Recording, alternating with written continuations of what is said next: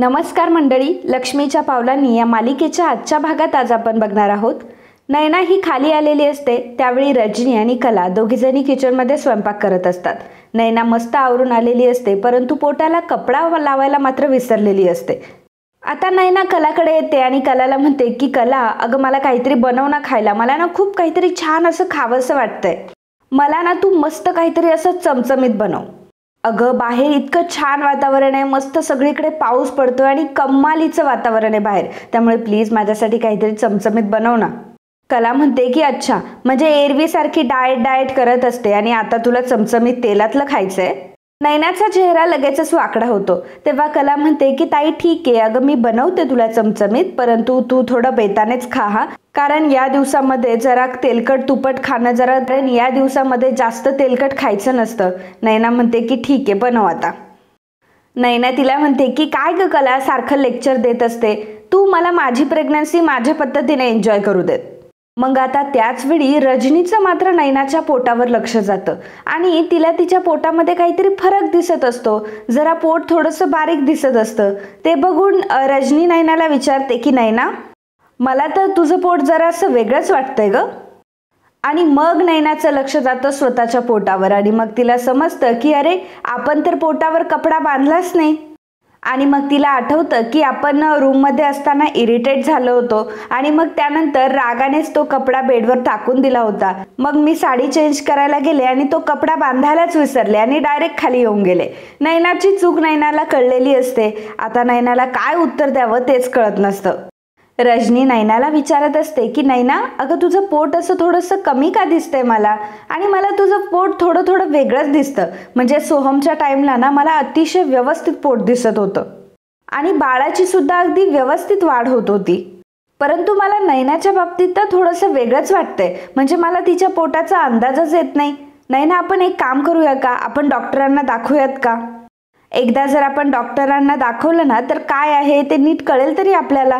तेव्हा नैना म्हणते की नाही, कशाला, माझा आज सकाळी डॉक्टरांशी व्हिडिओ कॉल झालाय आणि डॉक्टरांनी हेही सांगितलंय की काळजीचं काही कारण नाही, आणि तसंही आता 2-3 दिवसांनी मी सोनोग्राफीला सुद्धा जाणार आहे, त्यामुळे कळेलच ना काय आहे आणि काय नाही ते. नैना म्हणते की बरं ठीक आहे, मी येते, मी माझ्या रूममध्ये आराम करते. कला म्हणते की ताई ऐक ना, आता तू खाली येऊच नको, आता सगळं जेवण झालं ना मी डायरेक्ट तुला तुझ्या रूममध्येच घेऊन येते. नैना खूप घाबरलेली असते आणि घाबरतच ती जिना चढत असते. तेव्हा रजनी तिला म्हणते की अगं जरा सावकाश. तेव्हा नैना म्हणते की हो. नैनाला कधी एकदा ती रूममध्ये जाईल आणि तो कपडा बांधेल असं झालेलं असतं, परंतु रजनीला मात्र नैनावर थोडासा डाऊट झालेला असतो. तर इकडे संगीता अंगणात झाडू मारत असते आणि बाबांशीही बोलत असते. बाबाही तिथेच असतात. संगीता बाबांना म्हणत असते की काय झालं असेल हो या पोरीला, अशी तडकाफडकी कशी काय ही घर सोडून जाऊ शकते आणि हिच्या डोक्यात नक्की काय सुरू असेल, काही कळायला काही मार्ग नाही. बाबा म्हणतात की संगे, मला काय वाटतं माहिती का, या पोरीच्या मनात ना नक्कीच काहीतरी वेगळं सुरू आहे बघ. संगीता म्हणते की अहो तेच तर सांगते तुम्हाला की आपली कला अशी वागणाऱ्यातली नाहीच आहे. प्रत्येक गोष्ट एवढे चांगली समजून घेते आणि किती समजूतदार आहे आपली मुलगी, मग अद्वैतरावांबद्दल एवढा राग का करून घेते ती? आता बघा ना त्या दिवशी दोघंही रात्रभर काम करत होते, गणपतीच्या मूर्त्या बनवत होते. मग असं काय झालं असेल की अशी तडकाफडकी ती निघून गेली? नक्कीच काहीतरी कारण आहे. मग बाबा संगीताला म्हणतात की संगे, मला काय वाटतं माहिती का, उगाच आपण इथं बसून विचार करण्यापेक्षा, त्या विषयाला फाटे देण्यापेक्षा आपण डायरेक्ट विचारूयात ना. मी काय म्हणतो, तू एक काम कर, अद्वैतरावांना फोन लाव आणि थेट विचारूनच घे ना काय झालंय म्हणून. संगीता म्हणते की बरोबर बोलताय तुम्ही. आणि मग संगीता अद्वैतला कॉल करते. तर अद्वैत जेव्हा संगीताचा कॉल बघतो तेव्हा विचार करतो की ह्या आता मला का कॉल करताय, परंतु तरी सुद्धा अद्वैत कॉल घेतो. मग संगीता अद्वैतला म्हणते की अद्वैतराव, मी तुमचा फारसा वेळ घेणार नाही, मला फक्त तुम्हाला एवढंच विचारायचं होतं की आमची कला अशी तडकाफडकी घरातून निघून का गेली? जेव्हा संगीता असा प्रश्न विचारते तेव्हा अद्वैतला तर खूपच आनंद होतो. अद्वैत मनामध्ये विचार करत असतो की अच्छा, आता बघ खरे मी काय करतो ते. आणि मग संगीताला तो सांगायला सुरुवात करतो आणि म्हणत असतो की अहो आता काय करू, कसं करू आणि कुठून सुरुवात करू, मला काहीच कळत नाहीये. आणि आता माझ्याकडनं काय चुकतंय ना माझं मलाच कळत नाही. मी तर सगळं करण्याचा प्रयत्न करत असतो. आता गणपतीच्या मूर्त्या बनवायच्या होत्या, मी तिला गणपतीच्या मूर्त्या बनवण्यामध्ये किती मदत केली, त्या वर्कशॉपमध्ये मी माझे कामधंदे सोडून तिच्यासोबत होतो. अहो अक्षरशः 24 तास मी तिच्यासोबत होतो, माझ्या हातातली सगळी कामं सोडून. अहो मी तिच्याशी एवढं चांगलं वागतोय, तिच्याशी एवढं प्रेमाने वागतोय, समजून घेण्याचा प्रयत्न करतोय, परंतु त्याचं तिला काहीच नाही. बघा ना, म्हणजे सतत माझ्यावर चिडचिड करत असते. आता कालचीच गोष्ट बघा ना, मी एवढ्या रात्रीचे जाऊन मी तिला शोधून आणलं आणि ती घरी येऊन माझ्याशीच भांडायला लागली. अहो अक्षरशः माझ्याच रूममध्ये तिने मला खाली झोपवलंय आणि माझी पाठ अकडली ते वेगळंच. संगीताला तर धक्काच बसतो. संगीता म्हणते की बापरे, हे काय बोलताय तुम्ही, आणि काय कलाने तुम्हाला खाली झोपायला लावलं? अद्वैत म्हणतो की अहो नाहीतर काय, ती प्रत्येक वेळी तिची मनमानी करत असते, नेहमी माझ्यासोबत तिरसटासारखी वागत असते. मी तिच्यासोबत चांगलं वागायला जातो, परंतु प्रत्येक गोष्टीचं उत्तर तिला आडवंच द्यायचं असतं. मला कधी साध्या सरळ सोप्या भाषेत उत्तर देणारच नाही ती. आणि आता कालचंच बघा ना, अहो सगळं चांगलं चालू होतं, आमच्यामध्ये काही भांडण वगैरे सुद्धा झालेलं नव्हतं, तरी सुद्धा अचानक घर सोडून निघून गेली. संगीता विचारते की काय हो, काय झालं असेल मग असं की कला घर सोडून निघून गेली? काहीतरी कारण तर नक्कीच असेल ना. तेव्हा अद्वैत म्हणतो की अहो आता काय सांगायचं तुम्हाला, अगदी छोटंसं कारण सुद्धा तिला पुरतं. आता कालचंच बघा ना, काल मी फक्त कपड्यांच्या घड्या घालायला विसरलो होतो, अगदी छोटंसं कारण तिला पुरतं आणि त्यामुळे ती घर सोडून निघून गेली. आता मला सांगा की कपड्यांच्या घड्या घातल्या नाही म्हणून कोणी घर सोडून निघून जातं का? आणि हे घर सोडून निघून जाण्याचं कारण तरी आहे का? संगीता म्हणते की अहो मला तर काही कळतच नाही हो, म्हणजे आमची कला ह्या कारणावरून घर सोडून निघून जाईल असं मला कधी वाटलंच नव्हतं. आम्ही एक काम करतो, आम्ही तिच्याशी बोलून घेतो. तेव्हा अद्वैत संगीताला सल्ला देतो की नाही तुम्ही फक्त बोलू नका तिच्याशी, चांगलं ओरडा तिला. अहो तिला गरज आहे त्याची, आणि आता मी ठेवतो हा फोन, मी खूप कामामध्ये आहे. मग असं म्हणून अद्वैत फोन ठेवतो. अद्वैतला खूप आनंद झालेला असतो, कारण कलाच्या बद्दल त्याने त्याच्या आईला चुगली केलेली असते. तर इकडे संगीता मात्र विचारांमध्येच असते. तेव्हा बाबा तिला विचारतात की अगं संगे काय झालं, जावई बापू काय म्हटले? तेव्हा संगीता म्हणते की अहो मला ह्या कलाचं तर काही कळूच नाही राहिलं आता. अहो जावई बापूने कपड्यांची घडी नाही घातली म्हणून ह्या पोरीने डोसक्यात राग घेतला आणि घर सोडून निघून गेली. आता बघा ना, हे काय वागणे झालं का कलेचं? आपण तिला चांगला जाब विचारायला पाहिजे हा. तर इकडे अद्वैत मात्र नाचत असतो, कारण आता कलाला आईचा ओरडा खावा लागेल आणि मग कलाची चांगली जिरेल असं अद्वैतला वाटत असतं. आणि त्याच खुशीमध्ये अद्वैत खूप नाचत असतो आणि म्हणत असतो की आत्ता खरी मज्जा येणार. स्वतःला खूप शहाणी समजतेस ना, आता बघच तुझा गेम कसा मी तुझ्यावर पलटवतो ते. सासूबाई आता नाही, म्हणजे खरेची आई खरेला चांगलंच ओरडणार. मग आता खा बोलणी स्वतःच्या आईकडून, असं म्हणून अद्वैत पुन्हा एकदा नाचायला सुरुवात करतो आणि खूपच आनंदी होत असतो. तर इकडे नैना तिच्या रूममध्ये बसलेली असते, विचार करत असते आणि तिला सारखं तेच आठवत असतं की रजनी तिला म्हटलेली असते की नैना मला तुझं पोट जरा वेगळं का वाटतंय. तर नैना विचार करू लागते की बापरे, ह्या बायका इतक्या एक्सपिरियन्स आहे की माझ्या पोटात बाळाची वाढ होत नाही किंवा माझं पोट थोडंसं कमी दिसायला लागलं तरी लगेच चर्चा करायला लागल्या. नाही, मला काहीही करून हे नाटक लवकरात लवकर संपवायला हवं, नाहीतर माझ्या खूप अंगाशी येईल या सगळ्या गोष्टी. मग नैनाला एक आयडिया सुचते आणि नैना बाहेर येते. त्यावेळी सर्वजण हे हॉलमध्ये बसलेले असतात आणि हॉलमध्ये बसलेले असताना कला त्या सर्वांसाठी चहा घेऊन जाते, सर्वांना चहा देते आणि कला किचनमध्ये येते. आता नैना ही जिना उतरून खाली येत असते. आता थोड्याशा पायऱ्या उरतात. मग नैना विचार करते की आता मला माझं नाटक कंटिन्यू करावं लागेल आणि मग नैना पायऱ्यांवरून मुद्दाम पाय घसरवते आणि मोठ्याने ओरडते. तर सगळेजण आता नैनाकडे बघू लागतात. तर नैना खूपच विचित्र पद्धतीने खाली येत असते, म्हणजे पायऱ्या उतरूनच खाली येत असते आणि फक्त ओरडत असते. तर त्याच वेळी आता सगळ्यांचं लक्ष नैनाकडे जातं आणि सगळेजण खूपच घाबरतात की बापरे, आता नैना खाली येते की काय, नैनाला काही होणार तर नाही ना, नैनाच्या बाळाला काही प्रॉब्लेम तर होणार नाही ना. तर नैना मस्त आरामात खाली आलेली असते आणि त्याच वेळी कला तिथे येते. नैना जेव्हा खाली पडणार असते त्याच वेळी कला तिथे येते आणि कला नैनाला सावरते. सगळेजण खूप घाबरलेले असतात, जणू काही सगळ्यांच्या काळजाचा अगदी ठोकात चुकलेला असतो. तर कला नैनाला विचारते की ताई अगं तू ठीक आहेस ना? तेव्हा नैना म्हणते की हो मी ठीक आहे, कारण नैनाला कलाचा खूप राग आलेला असतो, कारण तिचा प्लॅन हा पूर्णपणे फ्लॉप झालेला असतो. तर रजनी आता नैनाला विचारते की अगं नैना काय झालं आणि अशी जिन्यावरनं कशी काय तू एवढी पटपट चालत आली? अगं आता काही वेगळं होऊन बसलं असतं तर, आणि तू खाली कशाला आली? नैना म्हणते की अहो मला असं वाटलं की खायचं रेडी झालं. नैना म्हणते की काही नाही, मी खाली येत होते आणि मला माहित नाही अचानक माझा कसा काय बॅलन्स गेला आणि मी खाली पडले. कला म्हणते की नैना ताई, अगं तुला किती वेळा सांगितलंय की जिन्यावरनं तू सारखी खालीवर खालीवर करत जाऊ नकोस. अगं तू आता 2 जीवांची आहे, तुला काळजी घ्यायला हवी आता. आणि नाश्त्याचं म्हणते तर मी तुला बोलली होती ना की मी तुझा नाश्ता वरतीच घेऊन येईन म्हणून. मला सांग बरं, आता जर तुला काही लागलं असतं, काही झालं असतं तर काय केलं असतं आम्ही? सरोज म्हणते की मला तर ह्या पोरींचं काही कळतच नाही, नेहमी यांचे काही ना काही उद्योग सुरूच असतात. ह्या दोघी कधी कशा वागतील ना यांचा काही अंदाज नाही. आता आपल्या पोटात बाळ आहे म्हटल्यावर आईला मुलाची जबाबदारी ही असतेच, पण हिला मात्र त्याचं काही घेणं देणं नाही. आता घरामध्ये सगळ्यांना माहिती आहे की ही प्रेग्नेंट आहे, परंतु जर बाहेरच्यांना कोणाला विचारलं ना तर कोणी विश्वास सुद्धा नाही ठेवणार की ही खरंच प्रेग्नेंट आहे म्हणून.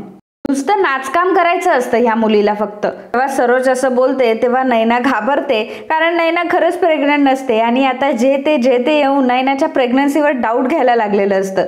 नैनाला या गोष्टीचा अंदाज आलेला असतो. आबा नैनाला म्हणतात की नैना, मी तुला कधी काही बोलत नाही याचा अर्थ हे नाही का मला तुझ्या काही गोष्टी पटतात म्हणून. हे बघ, तुला स्वतःची जबाबदारी नाही घेता येत का? आता तू 2 जीवाची आहेस ना. आणि काय ग, त्या दिवशी तुम्हाला काय म्हटली की राहुल बेजबाबदार वागतो म्हणून. राहुल बेजबाबदार वागतो म्हणून मी तुझी बाजू घेतली, आणि आता तू काय वागतीयस? तू पण तुझ्या बाळाच्या बाबतीत बेजबाबदारपणाच करतीयस ना. मग आता तू तुझी स्वतःची जबाबदारी कधी घेणार? इतर वेळी तर तलवार काढून फिरत असतेस. रजनी म्हणते की नैना, अगं कला योग्य वेळेवर आली आणि तिने तुला सावरलं म्हणून बरं झालं, नाहीतर आज काय झालं असतं आणि काय घडलं असतं याची कल्पना सुद्धा करवत नाहीये. आबा कलाला म्हणतात की कला, खरंय आज तुझ्यामुळे नैना आणि नैनाचं बाळ दोन्हीही वाचले आणि खरंच तू अगदी देवीसारखी धावून आलीस बघ. कला म्हणते की आजोबा, ती माझी ताई आहे आणि मी तिला कधीही काही होऊ देणार नाही. आबा नैनाला म्हणतात की बघितलं का नैना, शेवटी ही पोरगीच तुझ्या मदतीला धावून आली. शेवटी तू कितीही बहिणीचा राग कर, बहिणीला काहीही बोल, परंतु शेवटी तुला तुझी बहीणच वाचवणार आहे. असं समज की तुझी बहीण तुझी कवच आहे. सरोज आबांना म्हणते की अहो आबा, तुम्ही कोणाशी बोलताय हे सगळं? तिला जर थोडीशी जरी अक्कल असती ना ती असं वागलीच नसती. अहो खरं तर मला आपलं घर म्हणजे एक न्यूज चॅनलच वाटतो. सतत काही ना काही यांच्याबद्दलच बातम्या असतात नवीन नवीन घरात. ह्या 2 बहिणींनी अक्षरशः सगळी चांदेकरांची झोपच उडवली आहे. आपण थोडं काहीतरी निवांत झालो की केलं बाबा यांनी काहीतरी. आबा सरोजला म्हणतात की अगं सरोज, कलाने नैनाला वाचवलं ही चांगलीच गोष्ट झाली ना. नैना मनात विचार करत असते की ही कला कशाला आली मध्ये, उगाचच माझा सगळा प्लॅन फिसकटवला हिने. आता कला किती चांगली आणि मी किती मूर्ख यावरून चर्चा होईल आता सगळीकडे घरात. नैना म्हणते की बरं ठीक आहे, चला मी माझ्या रूममध्ये जरा रेस्ट करते. कला म्हणते की ताई चल मी तुला सोडवते. तेव्हा नैना म्हणते की काही नको, मी जाते एकटी. मग नैना आता रागानेच तिथून निघून जाते, तर मागे रजनी म्हणत असते की खरंच बाई, देवच पावला, आज अगदी होत्याचं नव्हतं काहीतरी होऊन बसलं असतं. त्यानंतर सरोज आणि रजनी तिथून निघून जातात, तर आबा आणि अद्वैत सोफ्यावर जाऊन बसतात. आणि त्याच वेळी कला ही आता किचनमध्ये चाललेली असते. कलाचा पाय थोडासा वाकडा पडतो आणि कलाचा पाय मुरगळतो. तर कला आता खालीच बसून घेते आणि तिचा पाय दाबत असते आणि आई ग असं ओरडत असते. आता आबांचं तिच्याकडे लक्ष जातं. अद्वैतही तिथे बसलेला असतो. अद्वैत कलाला लागलंय अद्वैतला हे समजलेलं असतं, परंतु अद्वैत तिच्याकडे दुर्लक्ष करतो. आणि मग आबा बघतात की अद्वैत तर उठतही नाहीये आणि कलाच्या पायाला लागलंय तो तर धावतही नाहीये. आबा एक क्षण कलाकडे बघत असतात, एक क्षण अद्वैतकडे बघत असतात, परंतु अद्वैत मात्र त्याचा पेपर वाचण्यात बिझी असतो. आणि मग त्यानंतर अद्वैतचं लक्ष आबांकडे जातं, तर आबा अद्वैतकडेच बघत असतात. मग अद्वैत आता कलाकडे बघतो आणि मग त्याला कळतं की अरे बापरे, आपल्याला चांगला नवरा करायचा आहे. आणि मग अद्वैत लगेच आता पळत पळत कलाकडे जातो, कलाचा पाय पकडतो आणि म्हणतो की काय ग, काय झालं तुला? अगं तुझा पाय मुरगळलाय का? थांब मी बघतो काय करायचं ते. कला म्हणते की नाही ठीक आहे. तेव्हा अद्वैत म्हणतो की ठीक आहे असं कसं? अगं त्यावर काहीतरी उपाय तर करावाच लागेल ना, आणि काहीतरी लावावं लागेल त्याच्यावरती. तू एक काम कर, मी हात धरून तुला वरती घेऊन जातो, ठीक आहे? कला म्हणते की काही गरज नाहीये, मला माझी कामं आहेत. त्याचवेळी रजनी तिथे येते आणि म्हणते की काय ग कला, काय झालं तुला? तेव्हा अद्वैत रजनीला सांगू लागतो की अगं काकू, हिचा पाय मुरगळलाय, मी हिला रूम मध्ये नेलं तर चालेल का? तर रजनी म्हणते की अरे असं काय विचारतोय, तुझीच बायको आहे, ने की तिला रूम मध्ये. मग अद्वैत आता कलाचा हात धरून कलाला उठवतो. आबांना तो सांगतो की आबा, मी हिला नेतो बरं का रूम मध्ये. तर आता अद्वैत कलाला घेऊन रूममध्ये आलेला असतो। आता रूममध्ये येईपर्यंत त्याने कलाच्या खांद्यावर हात ठेवलेला असतो आणि कलाला आधार देत आता तो रूममध्ये घेऊन आलेला असतो। परंतु ज्या क्षणी रूममध्ये येतो तेव्हा अद्वैत कलाच्या खांद्यावरचा हात काढून घेतो आणि कलाला जोरात खाली आपटवतो। कला आता जोरात खाली पडते आणि म्हणते की चांदेकर, हा काय प्रकार आहे? अद्वैत कलाला म्हणतो की हा काय प्रकार म्हणजे? Are you serious? तू घसरल्याची, पाय मुरगळल्याची ऍक्टिंग किती छान करते हे माहितीये मला। त्या दिवशी नाही का तेलावरून घसरली होती तेव्हा पाय मुरगळल्याचं नाटक केलं होतं, आठव जरा। तर कला म्हणते की यावेळी माझा पाय मुरगळलाय ना, यामध्ये जरा फरक आहे। तर अद्वैत विचारतो की अच्छा काय फरक आहे? तेव्हा तू फरशीवर मुद्दाम तेल सांडवलं होतं, मग तुझ्या तेल टाकण्याच्या क्रियेला माझं घसरणं हे फक्त एक प्रतिक्रिया होती आणि माझा पाय घसरला असं मी नाटक करत होते तेव्हा मी तुला खोलीत आल्याला सांगितलं ना, आणि मी तुला हे देखील सांगितलं होतं की चांदेकर मी नाटक करत होते, माझ्या पायाला काही लागलेलं नाहीये किंवा पाय वगैरे मुरगळलेलाही नाहीये। कसं आहे ना चांदेकर, मी जरी नाटकं करत असले ना तरी माझ्या नाटकं तिथल्या तिथेच असतात, तुमच्यासारखे कट नाही रचत मी। अद्वैत म्हणतो की म्हणजे काय म्हणायचंय तुला? कला म्हणते की काही नाही। कला आता स्वतःच उठते आणि स्वतः चालायला लागते। तर इकडे नैनाला मात्र खूप राग आलेला असतो कारण तिचा प्लॅन फ्लॉप झालेला असतो आणि मग ती येरझरे रूम मध्ये घालत असते आणि म्हणत असते ही कला स्वतःला कोण समजते? कलाला नेहमी दुसऱ्याच्या मध्ये यायचं असतं, परंतु घरातल्यांना मात्र तीच सही वाटते।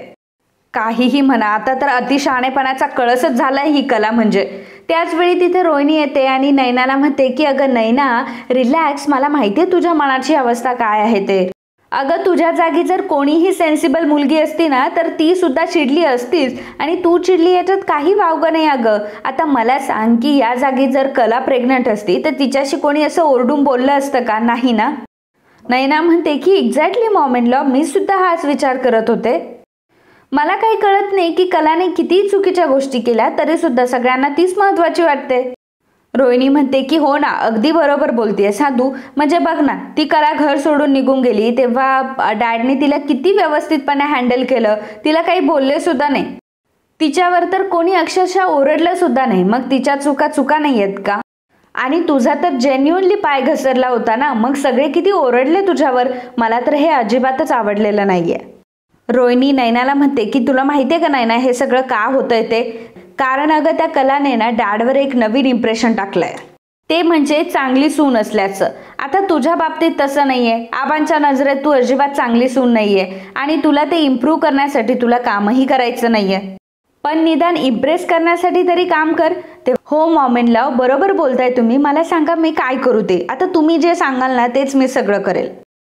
रोहिणी म्हणते की अगं मी तुला ऑलरेडी सांगितलं सगळ्या गोष्टी, आता तू तुझ्या रूममध्ये बसलेली असते ना, जरा तू बाहेर येत जा, सगळ्यांची काळजी घेत जा, सगळ्यांसोबत मिक्सअप होत जा, घरातली कामं सुद्धा करत जा आणि डॅडला ही गोष्ट पटवून दे की तू सुद्धा एक चांगली सून आहेस। आता उद्यापासून सकाळी लवकर उठायचं, कामामध्ये सगळ्यांना मदत करायची आणि मग बघ कशा गोष्टी पटापट होतात त्या।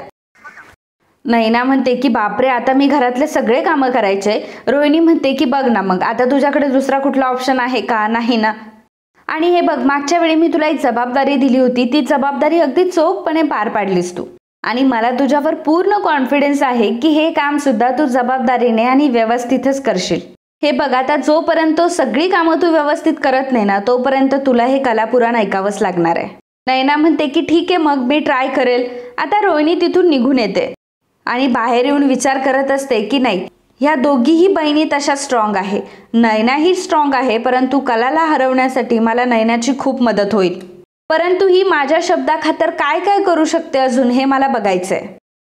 इकडे अद्वैत तर खूपच रागामध्ये असतो, कलावर चिडलेला असतो आणि म्हणत असतो की काय बाई आहे ही आणि किती विचित्र बाई आहे, आधीच भरकटलेला विषय डोळे मोठे करून अजून भरकटवते। आता ही जे काही बोलली त्याचा नक्की काय अर्थ होता? तुमच्यासारखी नाटकं कट म्हणजे काय म्हणायचं हिला? मी नाटक करतोय ही गोष्ट हिला कळली तर नाहीये ना? त्याच वेळी कला तिथे येते तेव्हा अद्वैत तिला विचारतो की बोल, काय बोलत होतीस तू? कला म्हणते की कुठे काय, मी कुठे काय बोलली, मी तर आत्ताच आली आहे। चांदेकर काय रे, तुला भास वगैरे व्हायला लागलेत का?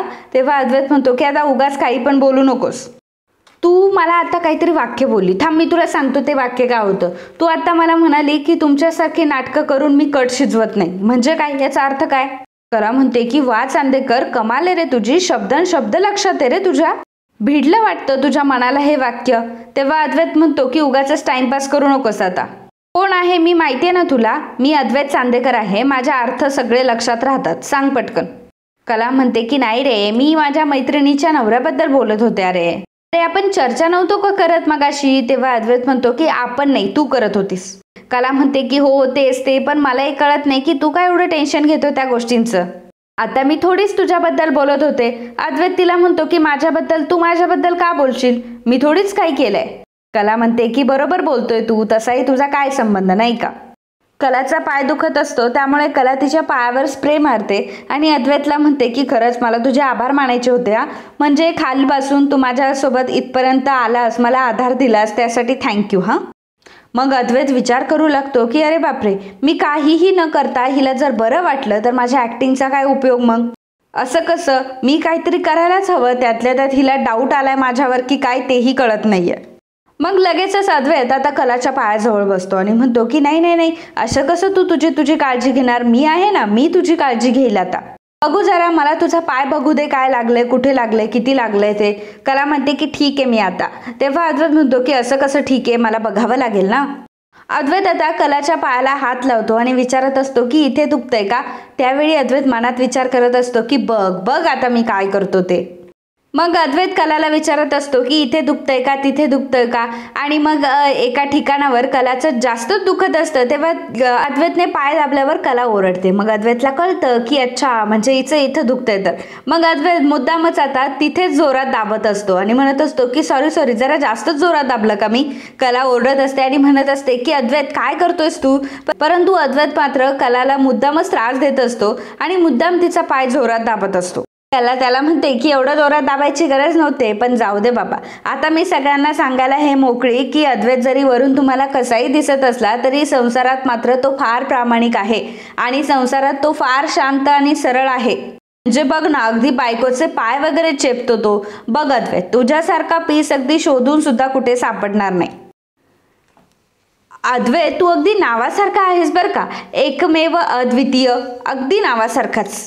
आता त्याच वेळी अद्वैत म्हणतो की थांब 1 मिनिट थांब. कला म्हणते की अरे काय झालं. अद्वैत आता जातो, ड्रावरमधून एक मलम घेऊन येतो आणि कलाच्या पायाला आता मलम लावून देणार असतो. मग कला त्याला विचारते की आता हे काय. अद्वैत म्हणतो की नाही, तुझ्या लिस्टमध्ये हेही सांग की अद्वैत किती चांगला आहे आणि तो माझ्या पायाला मलम सुद्धा लावून देतो. कला म्हणते की कशाला लावतोयस मलम, मी ऑलरेडी स्प्रे मारलाय ना, आता त्याच्यावर जर मलम लावलं तर मला झोंबेल ते. अद्वैत म्हणतो की अगं नाही झोंबणार. आणि मग अद्वैत कलाच्या पायाला मलम लावून देत असतो.